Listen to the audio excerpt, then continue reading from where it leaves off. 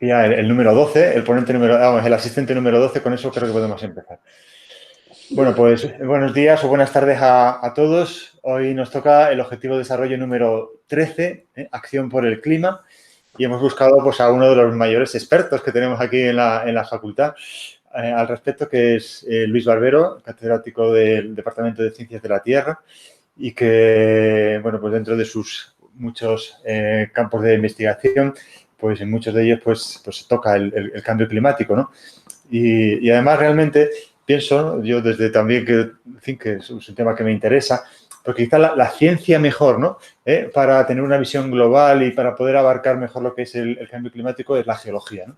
Y bueno, pues aquí tenemos a Luis, que es geólogo, y entonces pues creo que además es un excelente profesor. Entonces creo que nos va a hacer asequible pues, pues todas las cuestiones científicas relacionadas con el cambio climático, pero no solamente científicas, ¿verdad? Porque aquí estamos con el Objetivo de Desarrollo Sostenible, que también pues, tiene que ver con las cuestiones sociales, de desarrollo, y bueno, pues seguro que también pues, se suscita un interesante diálogo pues al respecto de cómo actuar. De hecho, el objetivo se llama Acción por el Clima. Y bueno, pues cómo vamos a actuar para que pues el clima pues, sea benévolo con nosotros. Muy bien, Luis, pues cuando quieras, puedes Pues tomar la palabra.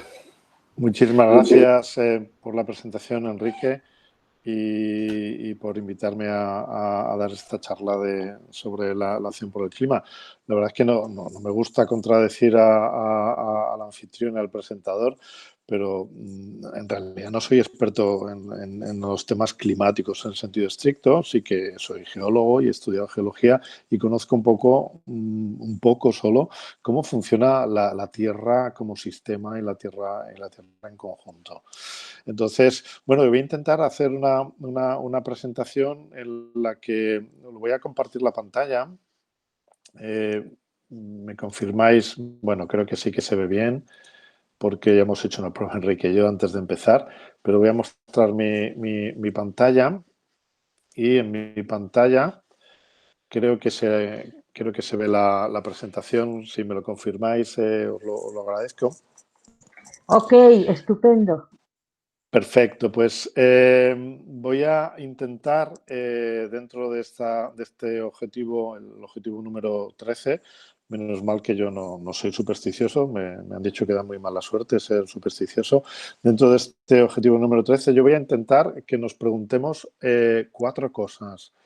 En primer lugar, si existe el cambio climático. Vamos a comentar alguna cosa a este respecto. Luego, una pregunta que seguramente en la que más me voy a entretener, porque es la parte más polémica, es si este cambio climático está provocado por el hombre. En tercer lugar, vamos a preguntarnos si está teniendo consecuencias o tendrá consecuencias en un futuro para la vida en el planeta. En realidad, a mí me gusta más hablar para el planeta en general, pero bueno, vamos a centrarnos un poco en la parte de la antroposfera. Y en cuarto lugar, ya que el Objetivo de Desarrollo Sostenible se llama Acción por el Clima, bueno, pues vamos a ver qué podemos hacer. Entonces, en torno a esta primera pregunta de si existe el cambio climático, yo creo que lo que mejor podemos hacer es preguntarle a la gente, ¿no? Si vamos a salir a la calle y vamos a preguntarle a la gente. Hoy hace un tiempo horrible para salir a la calle, ha llovido mucho, pero bueno, yo me las he apañado para preguntarle a muchísimas personas. Me he encontrado con esos 3, entre otros, ¿vale? Con Jane Chen Ji, con Manuel I don't know y con Elena Canícula, y que forman parte de un estudio del CIS, del Centro de Investigaciones Sociológicas, y en el barómetro de noviembre de 2018 pues se hizo una pregunta que es esa que os he reflejado ahí. Hay personas que creen que tenemos un cambio climático, mientras otras las niegan. Por lo que usted sabe, cree que actualmente hay un cambio climático, y pues de esas 2.974 contestaciones, pues ya veis que el 83,4% piensan que sí, hay un 10% que piensan que no hay un cambio climático, y luego pues hay un porcentaje de dudosos y de gente que no sabe y no contesta. Bueno, esto es lo que parece ser que piensa la población. Es decir, que tenemos casi un 17% de población que, bueno, pues o no cree que hay un cambio climático, o no sabe, o pone en duda, está en duda, o no sabe si hay un cambio climático. ¿Y la ciencia qué dice a este respecto? Bueno, pues la ciencia lo tiene muy claro. Lo puede decir más alto si queréis, pero lo tiene muy claro, ¿no? La ciencia no tiene ninguna duda de que efectivamente existe un cambio climático. Para la ciencia esto no es un tema prácticamente que se debate. La ciencia dice sí, el clima en la Tierra está cambiando. ¿Y por qué decimos que sí los científicos? Bueno, pues porque los científicos, una de las cosas que hacemos es medimos. Y, por ejemplo, voy a daros simplemente un dato, entre 1880 y 2012, pues se sabe que la temperatura media en la superficie de la Tierra pues ha aumentado 0,85 grados centígrados. Y bueno, pues obviamente si la temperatura media está aumentando, quiere decir que el clima pues está cambiando. También, bueno, observamos, muchas veces no medimos, pero observamos que, bueno, pues que la cantidad de nieve y la cantidad de hielo pues ha disminuido, que ha subido el nivel del mar. ¿Cuántas veces decimos o escuchamos a nuestros mayores o nosotros mismos, que ya vamos siendo mayores, oye, pues cuando yo era pequeño, pues fíjate, nevaba mucho más en mi pueblo, o llovía mucho más, o los otoños eran más fríos? Fijaros el mes de noviembre que estamos pasando. Yo la semana pasada he estado trabajando en el campo, en Salamanca, y está en manga corta. Hacía un tiempo realmente muy cálido. También los científicos hacemos modelos, modelizamos, y entonces, pues en base a estos modelos, pues hacemos pues predicciones, ¿no? Y dice, bueno, pues con la concentración actual de gases de efecto invernadero y con la tasa a la que estamos emitiendo, estamos incrementando la emisión de gases de efecto invernadero, pues los modelos dicen que es probable que a final del siglo pues el incremento de la temperatura pues haya llegado hasta 1,5 grados. Y bueno, quiero llamaros la atención, un incremento de 1 grado o de 1,5 grados en la temperatura media del planeta es un incremento muy grande, ¿vale? Alguien podría pensar, dice, bueno, a mí me da igual que haga 23 que 24 grados, pero no estamos hablando de la temperatura en un día concreto, en un momento concreto, sino de la temperatura media en el planeta, en todo el planeta. Y esto tiene unas consecuencias, como luego veremos, que son radicales. Y bueno, pues y seguimos midiendo. Los científicos no paramos de medir, y bueno, pues se miden las emisiones mundiales de gases de efecto invernadero. El principal de ellos, como sabéis, uno de los principales es el CO2. Y sabemos que desde el año 90, que es hace muy poco, el año 90, hace 30 años, pues hemos aumentado en un 50% las emisiones de gases de efecto invernadero. Entonces, bueno, pues ya os he comentado en la diapositiva anterior, para la ciencia no cabe ninguna duda de que el clima está cambiando. En esto si eres negacionista, pues bueno, creo que tienes que revisar tu ciencia, porque realmente tenemos muchísimos datos que indican que esto es así.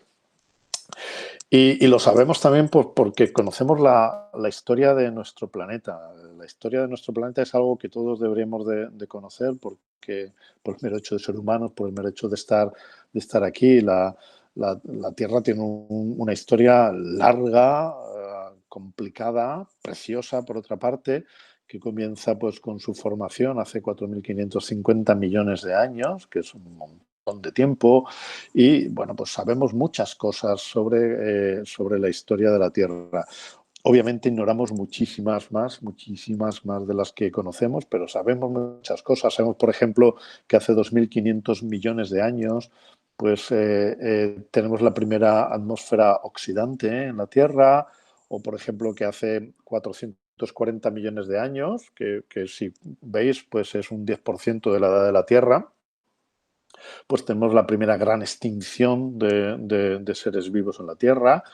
O, por ejemplo, hace 740.000 años, que nos puede parecer mucho tiempo, pero en comparación con 4.550 millones de años, pues prácticamente no es nada. Sería pues lo que viene a representar 74 céntimos sobre 4.550 euros. Nada. Pues tuvimos la última gran glaciación, es decir, el hielo de los polos pues llegaba hasta España sin ningún problema, ¿no? Entonces, bueno, pues conocemos la historia del planeta. Y bueno, y la gente, los geólogos, una de las cosas que sabemos hacer bien es leer los registros sedimentarios, leer la historia de la Tierra. Para nosotros un registro sedimentario pues es como un archivo donde hay un montón tremendo de información sobre la historia de la Tierra, ¿no? Entonces, bueno, pues sabemos leer, por ejemplo, en este gráfico que tenéis aquí a la izquierda, os hablo de los últimos 500 millones de años nada más, que es la época de la Tierra que llamamos el Fanerozoico, y que es la época de la historia de la Tierra, lógicamente, que mejor conocemos. Esto pasa igual, lo mismo que con la historia del hombre. Se conoce mejor la historia del siglo XX que la historia de Egipto. Lógicamente tenemos muchísimos más datos. Entonces, bueno, pues con una serie de herramientas isotópicas que se basan en la medición de los isótopos estables de oxígeno, normalmente, de hidrógeno. No voy a entrar en el detalle, no es el momento ni el lugar, pero nosotros sabemos que pues cuando hay excursiones a valores negativos de este parámetro, pues que el clima es caliente, y cuando hay excursiones a valores positivos, el clima es frío. Y fijaros que pues podemos identificar pues un periodo caliente aquí hace 500 millones de años, un periodo frío, una excursión a periodos calientes que ya veis que son complejas, que tienen sus óptimos climáticos que le llamamos. Y fijaros que, bueno, pues conforme vamos viendo esta curva, vemos que en los últimos 500 millones de años, pues el clima pues ha cambiado muchísimo, y tenemos, por ejemplo, 4 grandes periodos glaciares que además duran millones de años, como veis aquí. Y si hacemos un zoom sobre esta parte última de la curva, sobre este último periodo de aquí, los últimos 60 millones de años, pues si nos vamos a la imagen de la derecha, pues vemos que, bueno, pues la curva tiene pues un montón de cambios, y tenemos aquí un óptimo, un periodo caliente que ocupa pues todo este periodo de tiempo. Luego aquí tenemos un periodo frío importante hace unos 30 millones de años, en el periodo Oligoceno, se calienta, y luego pues volvemos a tener otro periodo que se va calentando cada vez más, ¿no? ¿Vale? Y podemos seguir haciendo zoom sobre esta curva, y nos podemos ir a los últimos 5 millones de años, que es muy poco, es un 1 por 1000 de la historia de la Tierra, y vemos que el clima pues, ha cambiado muchísimo, ha cambiado un montón de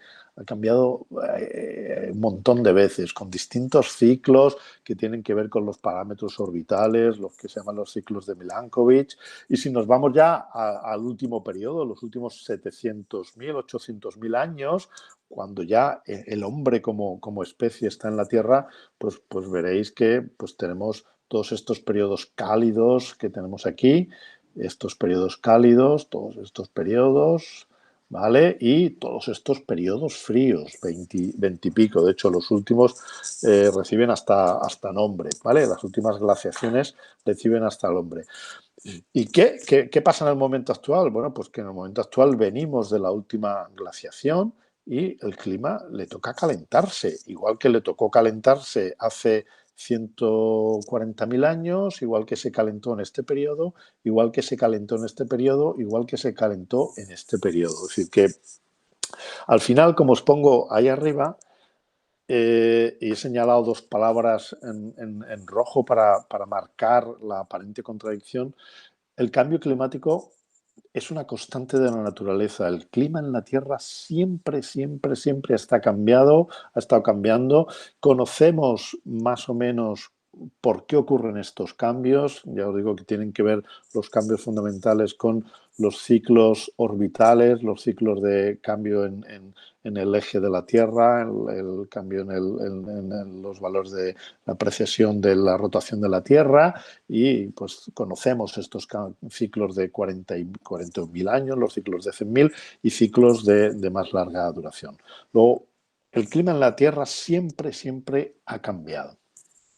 Ya veis que incluso sabemos que cuando se llega a un periodo cálido, del periodo cálido al periodo frío, siempre se pasa como por escalones, mientras que del periodo frío al periodo cálido siempre se pasa de una forma brusca. Pero esto lo conocemos muy bien.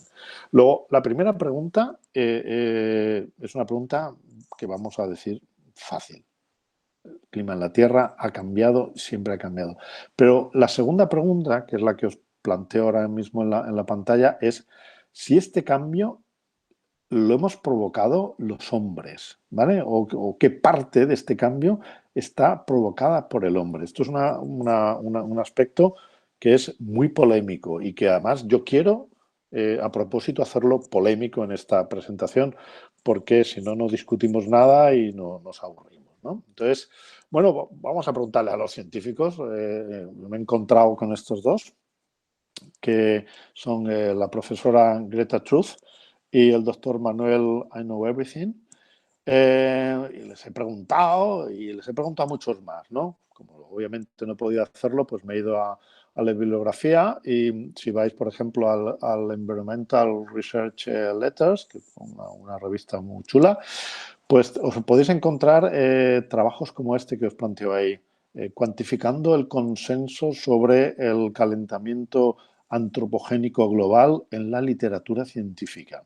Estos son pues una serie de científicos climáticos australianos, americanos, canadienses, que pues han hecho un ímprobo trabajo y se han leído nada más y nada menos que 12.000 resúmenes de trabajos científicos, y estos autores han ido, en base a lo que ponen estos resúmenes de estos trabajos, han ido asignando cada uno de estos trabajos a un grupo. Y entonces ellos han encontrado que el 66% de los trabajos no se posicionan ante el origen antrópico del cambio climático. Por supuesto, dicen que hay un cambio climático, pero no se posicionan, no asignan este cambio climático a un origen puramente antrópico. El 32,6% de estos trabajos sostienen que el cambio climático está provocado por el hombre. El cambio climático que estamos sufriendo en la actualidad, este 1,5 grados que veíamos que dicen los modelos, o estos 0,85 grados centígrados de temperatura media que ha subido en el planeta en los últimos años, pues ellos sostienen que están provocados por el hombre. Y bueno, pues siempre hay un pequeño porcentaje, da igual a quien preguntes, que rechazan que exista un cambio climático. Y bueno, esto es muy interesante, ¿no? Porque cuando tú vas a los periódicos, y os he traído aquí uno, pero os podría poner muchos más, pues os encontráis con noticias como esta, ¿no? El 97% de los científicos están de acuerdo con que el cambio climático es de origen antropogénico. Y claro, cuando una persona de la calle pues lee un periódico, y pues te quedas con esto, ¿no? El 97% de los científicos está con Greta Thunberg, y estos pues hablan con el 3% restante. Pero claro, hay que leer bien los trabajos, hay que ir a las fuentes, y esto los periodistas pues lo deberían de saber. Hay que ir a las fuentes y hay que leer bien los trabajos. Y bueno, pues yo me he leído el trabajo de esta gente, ¿no? Y resulta que ellos no dicen esto. Ellos no dicen que el 97% de los científicos digan que el cambio climático es de origen antropogénico. Esta es la tabla original del trabajo de Cook y colaboradores del 2013. Y fijaros, los datos que ellos dan son estos de aquí. Ellos dicen que el 32,6% asignan el cambio climático el calentamiento global a un origen antropogénico. AGV significa calentamiento global antropogénico. Y el 66,4%, estos son los datos que yo he puesto anteriormente, no tienen una posición definida. Dicen pues que no se saben, que podría ser, no podría ser, pero no lo saben. Y claro, estos hacen una especie de trampa, y es que ahora le preguntan y miran cuál es el porcentaje de Astra que tienen una posición a favor del cambio global antropogénico. Y claro, si tú le preguntas a esa gente, pues claro, dices, pues sí, lógicamente el 97% de aquellos que tienen una posición a favor del cambio del calentamiento global antropogénico dicen que sí. Lo que a mí me extraña es que no sea el 100%, porque eso quiere decir que hay un 3% de esquizofrénicos científicos, ¿no? Que dicen una cosa y luego pues les preguntas y dicen otra distinta, ¿no? Entonces, bueno, es interesante leer bien los datos, ¿no? La ciencia no está diciendo, el 97% de la población científica no está diciendo que el cambio global sea antropogénico. Eso lo dicen un 32% de las personas, ¿vale? Y bueno, pues hay más literatura sobre este aspecto, ¿no? Ahí tenéis un trabajo del Environmental Science and Policy que dice, bueno, vamos a revisar este consenso científico sobre el cambio climático, ¿no? Y ahí hay este trabajo que tiene un montón de gráficas y se pregunta por varias cosas. Se pregunta por la legitimación del consenso en el IPCC. El IPCC, que va a salir mucho, es el International Panel of Climate Change, sí, el panel de expertos en cambio climático, vamos a llamarlo así. Y fijaros que le preguntan pues, por los cambios en temperatura, los cambios en precipitación, los eventos extremos, los niveles del mar. Y en estos gráficos que yo os estoy poniendo, como luego vais a tener la presentación vosotros, lo podéis analizar con más detalle. En la parte de la izquierda, esta parte de aquí, vamos a ver si se ve, que yo creo que sí. Bueno, si no se ve. En esta parte de aquí, pues tenéis los participantes en el panel internacional del cambio climático, sus respuestas, y aquí tenéis las respuestas de el resto de la comunidad científica. Estos son preguntas solo a científicos. Entonces, ya os digo, por un lado, a la izquierda, los que participan, los expertos en cambio climático, y por otro lado, el resto de la gente.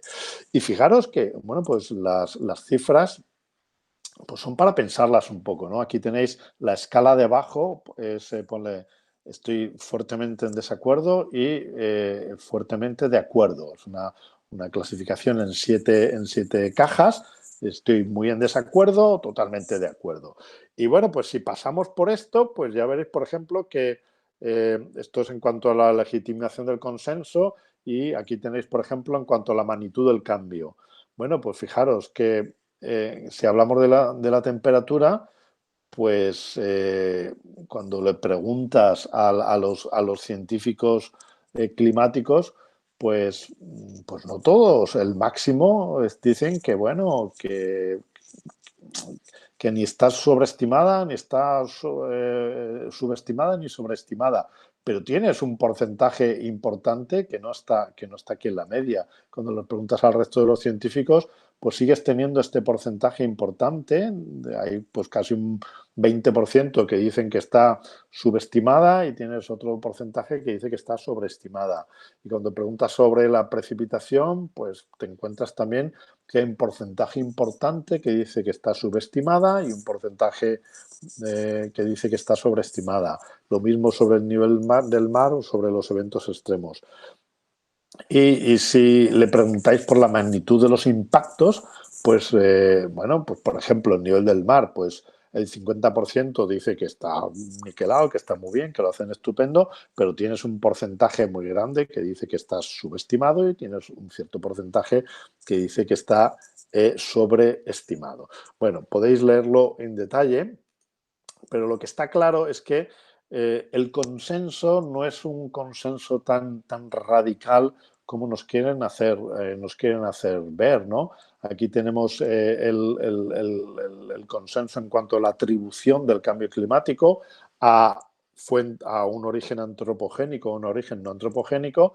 Y si preguntas a la gente del IPCC, a la gente del panel, pues sí, pues es verdad, la mayor parte están fuertemente de acuerdo en el que el cambio climático es de origen antropogénico, pero tienes un cierto porcentaje no despreciable que, bueno, pues no lo ve tan claro. Y si le preguntas al resto de la comunidad científica, pues sí, es cierto que la mayor parte, seguramente más de un 50%, están de acuerdo, fuertemente de acuerdo, en que el cambio climático puede ser de origen antropogénico, pero desde luego tienes pues un 20, un 25% que no están tan de acuerdo con esto, ¿no?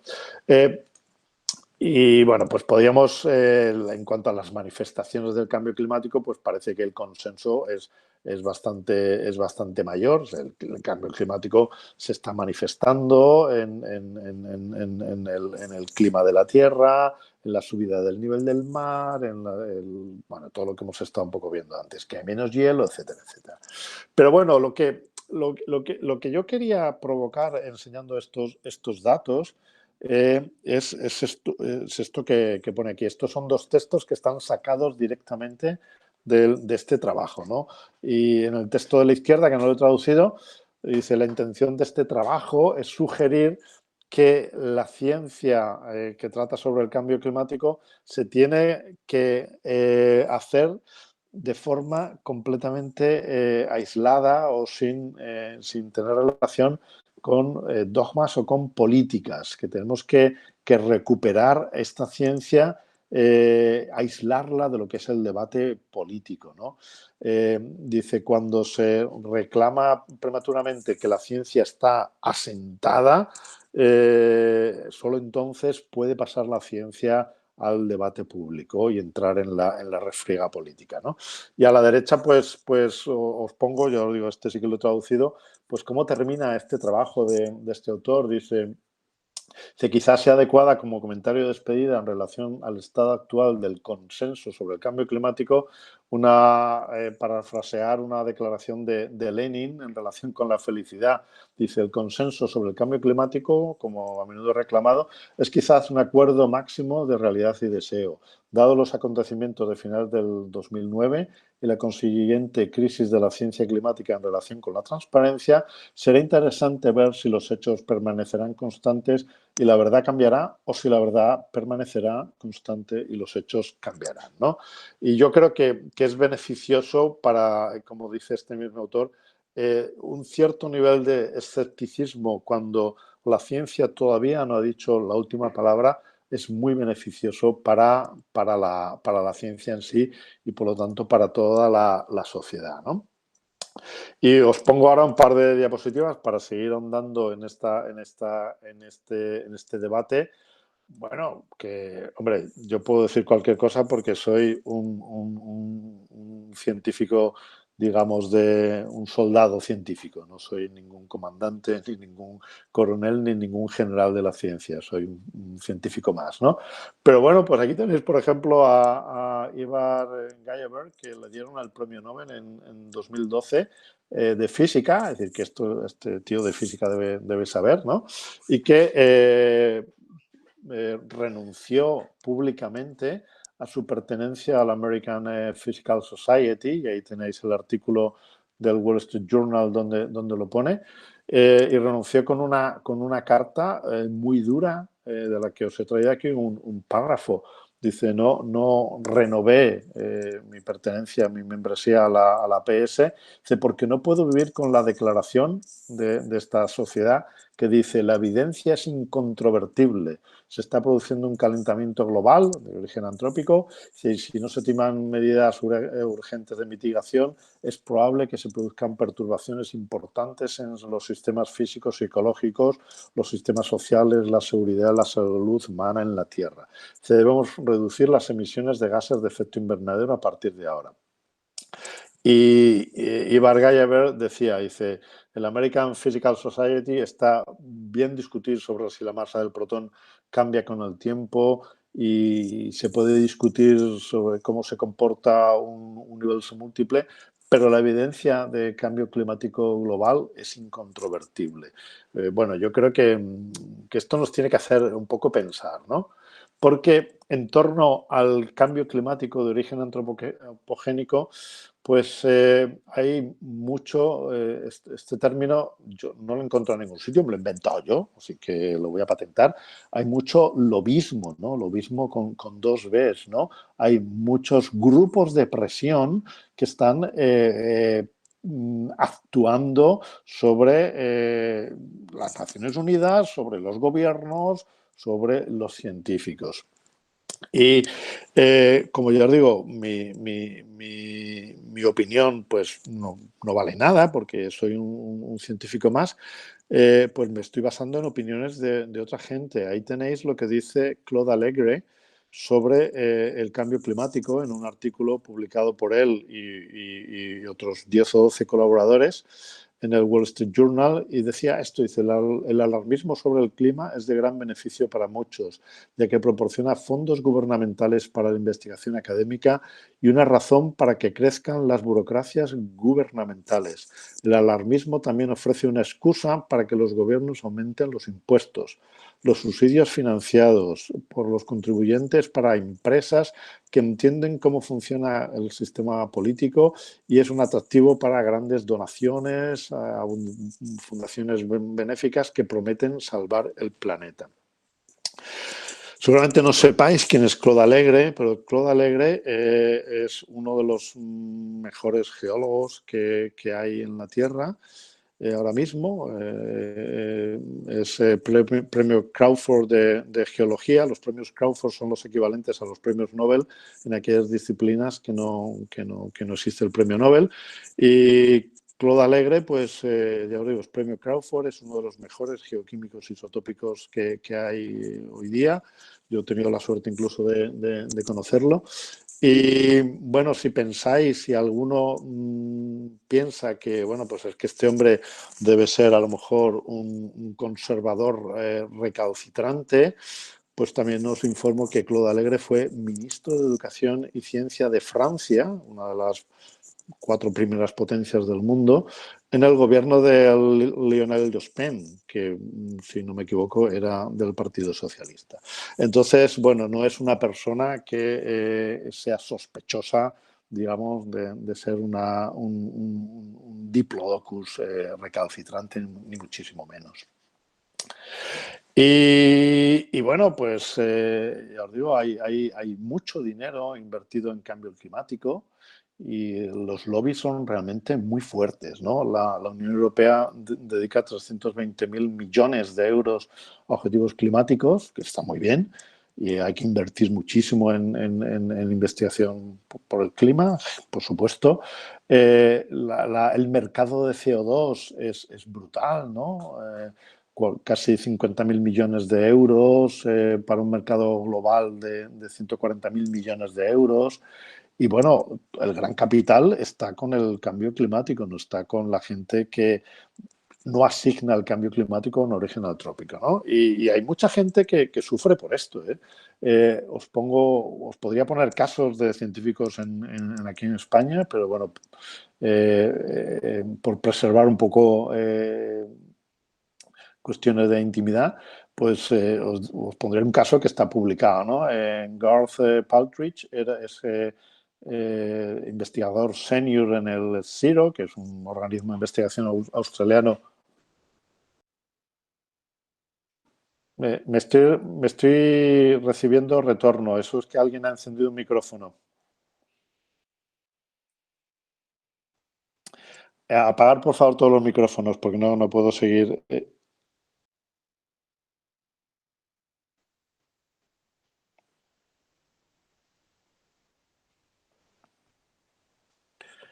Bueno, vale, parece ser que ya...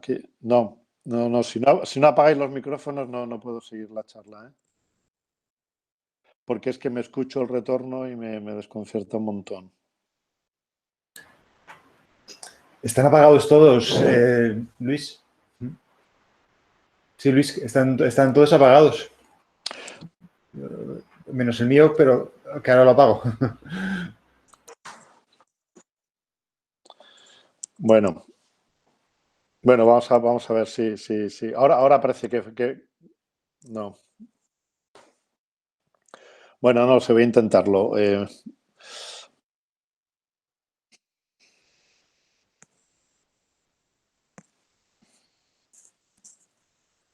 Bueno, lo que os comentaba.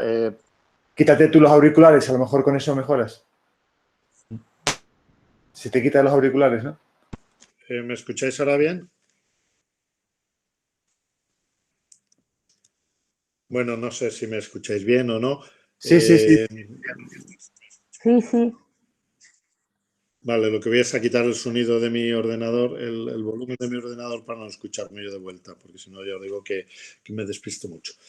Entonces, bueno, pues os comentaba el caso de este científico al que amenazaron con dejarlo sin financiación si expresaba su escepticismo contra el cambio climático de origen antrópico. No es que este hombre sea un negacionista, ni muchísimo menos, de hecho es uno de los expertos mundiales en la atmósfera y lo que dice no es eso. Él escribió un libro que se llama The Climate Capper y él lo que dice es que él cree que el calentamiento global existe y que además una parte de ese calentamiento es antropogénica, pero dice que probablemente la contribución humana al calentamiento sea demasiado pequeña como para ser una amenaza para el clima del planeta. Es decir, que él lo que dice es que una parte del calentamiento pues existe y que puede ser antropogénico y que una parte seguro que lo es, pero que piensa que la contribución será demasiado pequeña como para ser una amenaza, ¿no? Y que habrá que esperar pues, un montón de años para ver si estos pronósticos fatalistas pues, se han probado o son incorrectos. Y bueno, pues hay que tenerlo muy claro. La operación Greta Thunberg, este montaje brutal que hicieron los medios de comunicación con esta persona, bueno, que obviamente no sabe nada de cambio climático porque es una persona muy joven y simplemente pues los lobbies y las empresas pues la han utilizado para movilizar una cantidad tremenda de dinero y para desbloquear inversiones verdes en relación con el cambio climático. Y bueno, pues yo creo que esto por lo menos hay que conocerlo, ¿no? Claro, alguien podría decir, bueno, pues Luis, nos estás diciendo que lo que hace el IPCC, que son un montón de tíos muy listos, con mucho dinero además, pues es mentira, que sus trabajos están mal. Y yo no quiero ni muchísimo menos decir eso. Yo no pienso que el IPCC se esté equivocando. Yo creo que hace su trabajo conforme a una buena ética científica y que sus datos son correctos y que sus modelos son correctos, pero sus modelos son correctos y sus datos son correctos a fecha de hoy. Fecha de hoy. Dentro de 50 o 100 años, pues a lo mejor las cosas son distintas.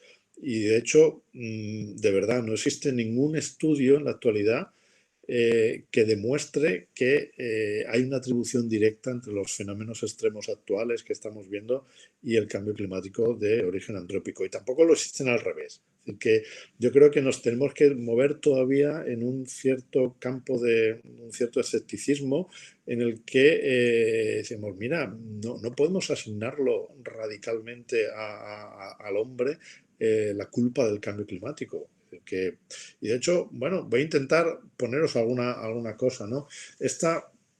Un dato, ¿no? Esto es el primer informe del IPCC, el informe de cambio climático del año 92, que son las evaluaciones del IPCC desde 90 al 92, y ellos en aquel momento, pues con sus datos, que estaban bien medidos con sus equipos, pues hacían estas predicciones, ¿no? Tenían un escenario, este es el aumento de temperatura, y tenían un escenario en el que si no hacemos nada, que por otra parte ya os avanzo, que es lo que estamos haciendo, no estamos haciendo nada, pues para el año 2020 pues el clima en el planeta, la temperatura habría subido casi 2 grados. Estamos hablando de 1,8 grados. Esto es lo que pensaban con los datos y con los modelos del año 90.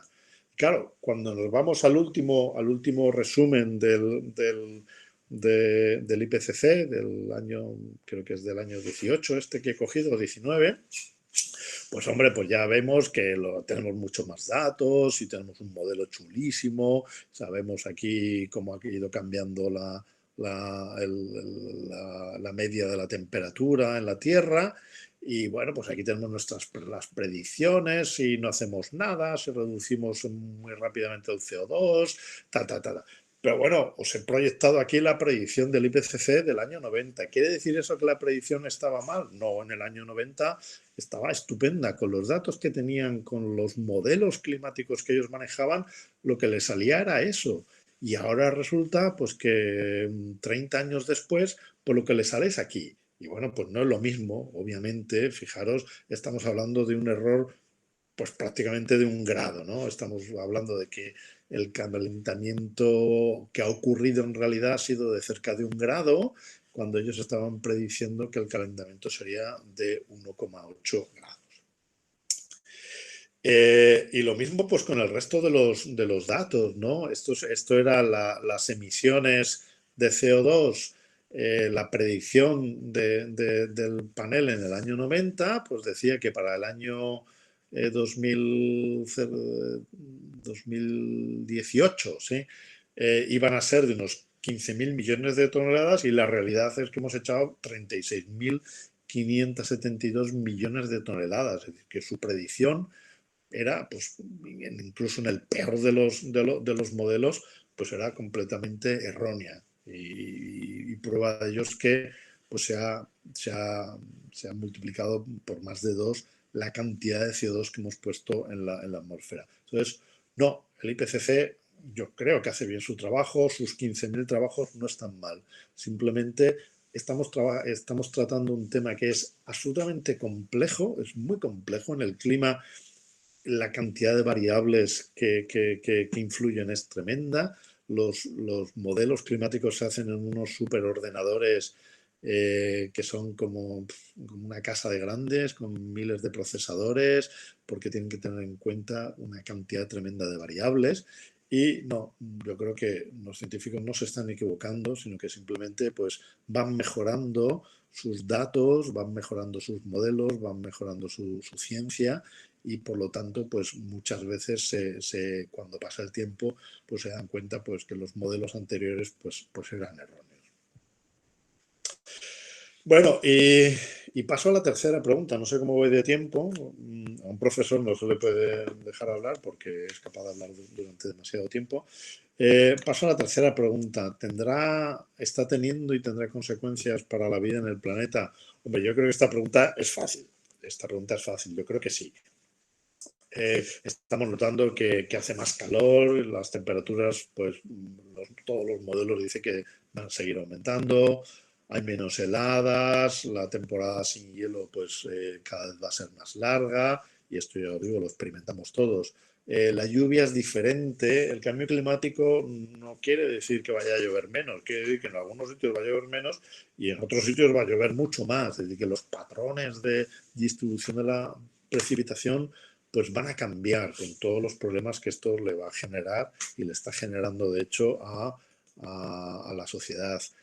Será todo distinto, va a haber más sequías, va a haber más olas de calor, lo estamos comprobando año tras año.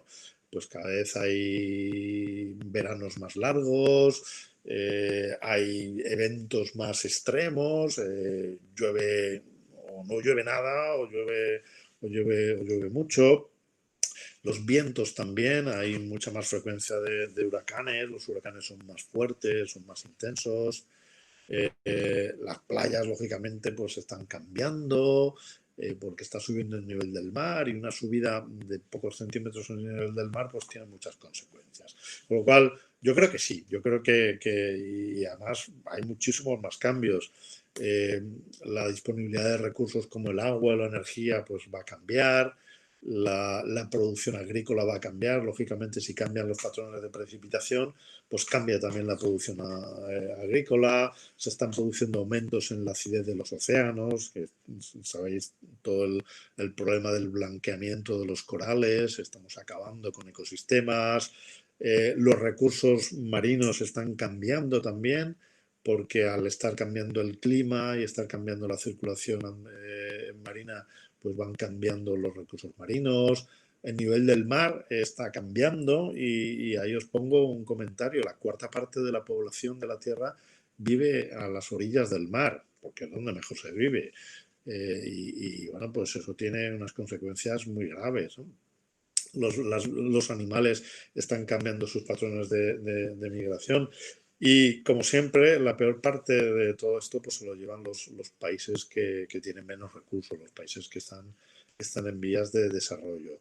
No me entretengo mucho, os pongo estos mapas y los miráis con cariño en casa cuando os dé la presentación, pero bueno, aquí tenéis pues modelos de cómo va a cambiar la temperatura media en la superficie o cómo va a cambiar la precipitación media según estos modelos.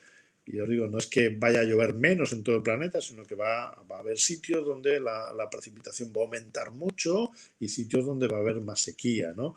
O cómo se van a producir los cambios en el nivel del mar según los modelos, ¿no? Bueno, pues, y seguramente cuando haya modelos mejores, pues esto cambiará, ¿no? Pero yo creo que por ejemplo, el cambio en las especies, esto es unos diagramas muy tristes donde muestran los datos del número de especies en peligro de extinción que están vulnerables, que están en peligro crítico o que se han extinguido, ¿no? Aquí lo tenéis pues por distintos grupos de animales, ¿no? Pues hay un porcentaje muy significativo de aves pues que están amenazadas, o son vulnerables o están amenazadas. Y no os digo de anfibios, con toda la contaminación de los medios acuáticos, pues de anfibios, pues hay un porcentaje muy importante que está en peligro o en peligro crítico. Bueno, pues del resto de los animales igual. Aquí tenéis un poco un resumen, ¿no? El 40%, tenemos un 14% de lo que no sabemos nada, no tenemos preocupación sobre un 40%, pero desde luego hay un porcentaje muy alto que está cerca de la extinción. Y hombre, yo creo que esto nos tiene que hacer reflexionar a todo, ¿no?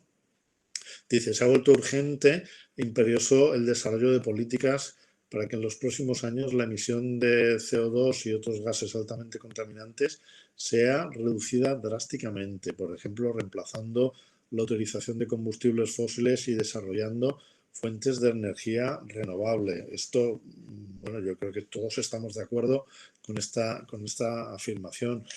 Y también hace falta invertir muchísimo más en investigación para entender mejor el comportamiento de los ecosistemas, analizar las variables que impactan en estos ecosistemas. Todas las criaturas y toda la Tierra, añadiría yo, pues estamos conectados y cada una debe ser valorada con afecto, con admiración, y todos los seres vivos y la Tierra en su conjunto, pues nos necesitamos unos a otros. Y bueno, pues alguien podría pensar esto, pues lo ha dicho un tío de la ONU, o bueno, yo no porque no soy tan listo, pero un tío de la ONU pues suscribiría estas palabras sin ninguna duda, o cualquier político europeo suscribiría estas palabras, ¿no? Y bueno, pues estas son las palabras de la Iglesia. El Papa Francisco en Laudato Si, que es una encíclica que trata sobre el cuidado de la casa común de la tierra, pues nos insta a investigar más, nos insta a cambiar nuestra forma de vida para dejar de producir contaminantes, dejar de utilizar combustibles fósiles y desarrollar fuentes de energía renovables. Dice el Papa también, miles de especies ya no darán gloria a Dios con su existencia ni podrán comunicarnos su propio mensaje.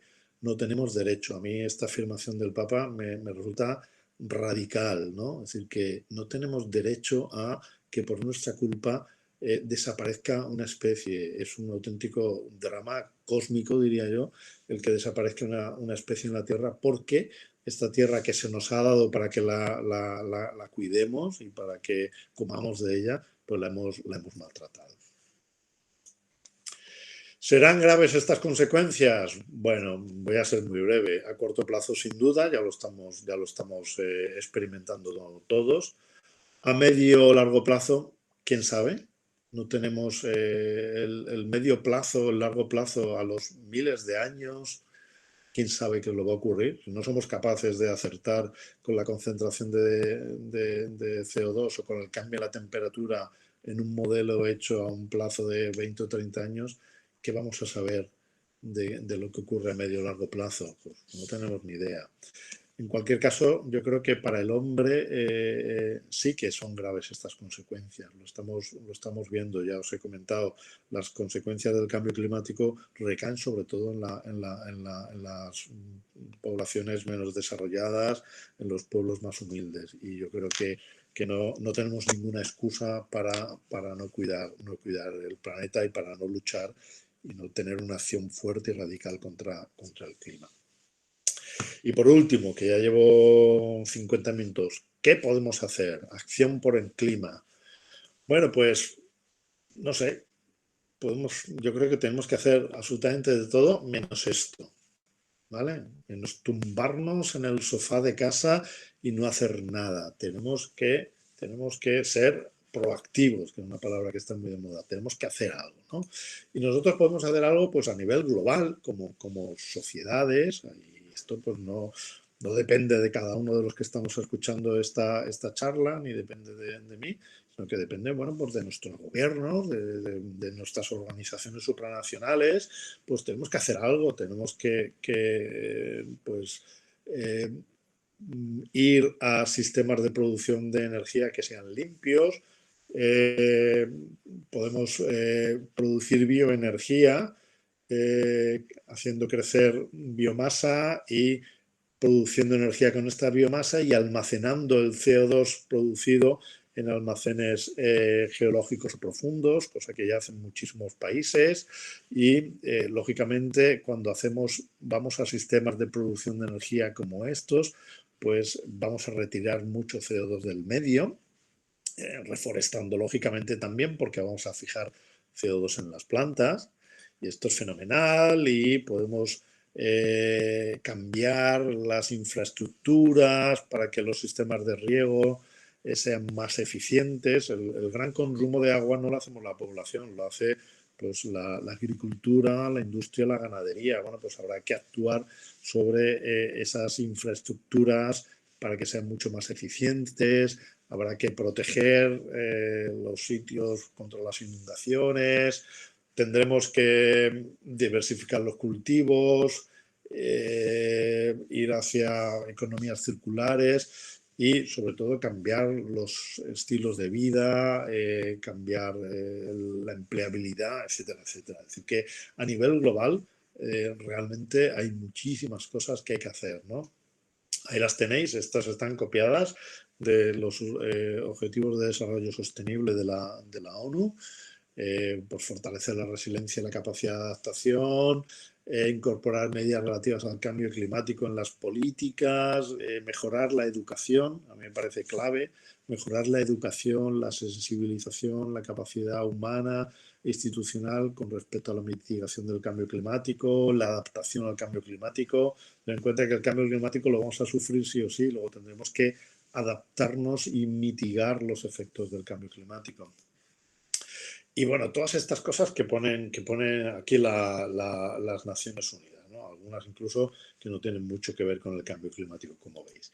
Pero bueno, vale, esto está genial, pero yo ¿qué es lo que puedo hacer? Yo como persona, yo cuando vuelvo a mi casa ahora dentro de un rato, o aquí en mi centro de trabajo, ¿yo qué es lo que puedo hacer, ¿no? Entonces, bueno, pues podemos hacer muchas cosas, ¿no? Podemos, y no voy a entrar mucho en detalle porque lo conocéis, podemos ahorrar electricidad, podemos pues decirle al banco que no nos mande cartitas, que ya lo voy a mirar yo por el móvil, no consumir tanto, no necesitamos consumir tanto. Yo creo que una de las de las cosas que estamos aprendiendo o deberemos aprender de la crisis del coronavirus es que uno se puede pasar la tarde en casa leyendo un libro más a gusto que en brazos y no hace falta estar en un centro comercial consumiendo siempre, ¿no?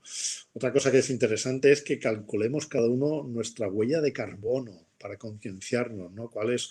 ¿Yo qué emito al año? Porque dices, oye, ¿yo qué emito? Y entonces hay un programita por ahí, que ya os lo pasaré, donde tú te puedes calcular la huella de carbono o tuya o de tu hogar, ¿no? En función, pues de cuánta potencia eléctrica tienes contratada, cuántos coches tienes, si los coches son diésel, son híbridos, son eléctricos, cuánto viajas, cuáles son tus hábitos alimenticios. Y dice, oye, pues mira, yo hice así un poco por encima, pero esto podría ser la huella de carbono de Teresa y mía.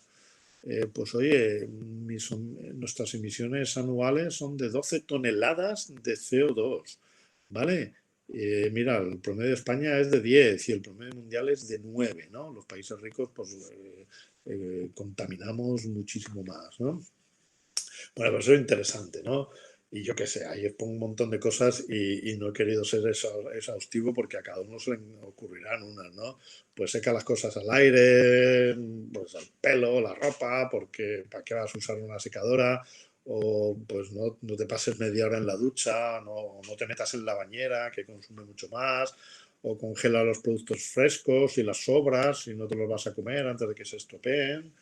Eh, yo qué sé, recicla papel, recicla plástico, vidrio, aluminio, compra productos que no estén muy empaquetados, aísla las ventanas, no enjuagues la vajilla, si utilizas lavavajillas, etcétera, etcétera. Esto, bueno, pues hay miles de cosas, ¿no? Compra productos locales, favorece tu economía local. ¿Por qué? Porque gastan mucho menos gasoil en traerte la zanahoria desde Sanlúcar que en traértela desde Marruecos. Entonces, bueno, pues hay que promover la compra de productos locales, ¿no?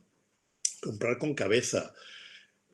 No ir al Black Friday que nos están metiendo. Oye, mira, yo realmente necesito esto. Pues es que en un porcentaje altísimo de las ocasiones no necesitamos esto, ¿no? Lo que pasa es que la sociedad nos intenta convencer para que consumamos y consumamos. Oye, vete en bici, vete andando, utiliza el transporte público si puedes, tiene el coche en buen estado, porque es verdad que cuesta dinero llevarlo al taller, pero hombre, si el coche está puesto a punto, pues claro, emite muchos menos gases tóxicos, ¿no? Yo creo que las medidas a nivel personal que podemos hacer pues son todas estas, ¿no? Pero yo creo, he dejado para la última diapositiva, la que para mí es la medida más importante que todos tenemos que tomar contra el cambio climático, que es esta. Cambiar cada uno de nosotros por dentro, es decir, cambiar nuestros estilos de vida y cambiar cada uno de nosotros por dentro, tener una conciencia clara de que somos criaturas y que estamos de paso en la tierra y que se nos ha dado la tierra en depósito para que se la pasemos a los demás. Entonces yo creo que el principal cambio, si todos cambiamos por dentro, conseguiremos desde luego cambiar el planeta. Voy a terminar con esta, si es que le puedo dar bien, con esta cita que me parece una auténtica preciosidad de uno de los, para mí, el personaje más importante del siglo XX, que era San Juan Pablo II. San Juan Pablo II nos decía, la gravedad de la situación ecológica demuestra cuán profunda es la crisis moral del hombre. Es decir, que lo que nosotros le hacemos a la Tierra es porque estamos podridos por dentro. Si falta el sentido del valor de la persona y de la vida humana, aumenta el desinterés por los demás y por la tierra. Hay pues una urgente necesidad de educar en la responsabilidad ecológica, responsabilidad con nosotros mismos y con los demás, responsabilidad con el ambiente. No se debe descuidar tampoco el valor estético de la creación. El contacto con la naturaleza es de por sí profundamente regenerador y la contemplación de su esplendor da paz y serenidad. Bueno, pues este es el mensaje final que a mí me gustaría dejar en esta charla del aula de ciencia y creencia, que lo mejor que podemos hacer para combatir el clima es, desde luego, cambiar cada uno de nosotros por dentro.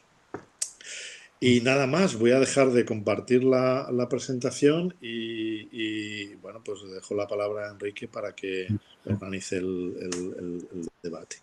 Muchísimas gracias a todos. Muchas gracias, Luis. Si queréis encender un momento los micrófonos y para dar un aplauso a nuestro ponente, aunque sea un aplauso virtual.